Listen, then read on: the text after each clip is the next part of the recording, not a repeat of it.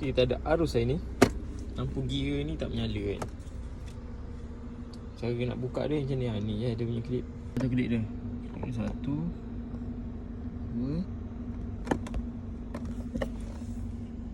3 4. Buka itu dulu. Dia goyang ketuk sikit dah menyala lah. Situ tutup lampu tu. Nak kita goyang sikit, dia dah menyala dah. Gear ni. Gear. Dia lampu dia dalam ni je. Nampak tak?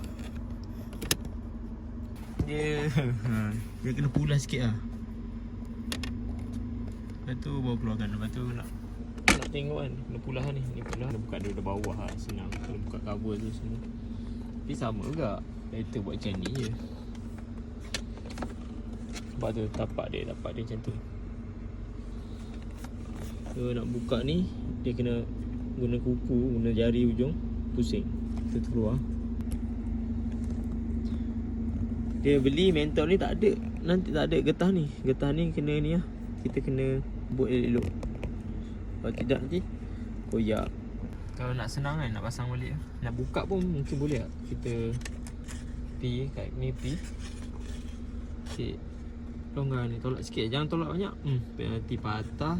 Tanggungjawab sendiri. Macam ni sikit. Sikit. Keluarkan.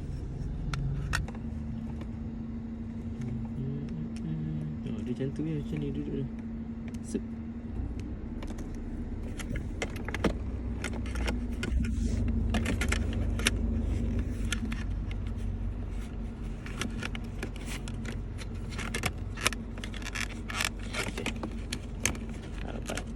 Dia kena rapat, nanti jatuh tu. Tengok dah rapat. Satu lagi. Kita confirm balik. Belakang dah masuk. Semua dah masuk. Tu button ni pun kena masuk elok-elok. Lidah tu biar duduk dalam row ni betul-betul. Ni laluan dia. Okay. Tapi video kali ni kita tak tukar mentol. Sebab mentol tak beli lagi.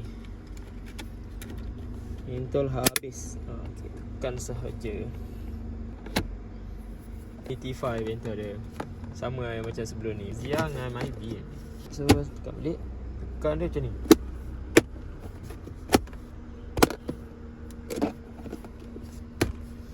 Dah. Nak tolak gear ni lah kita pasang ni. So pasang.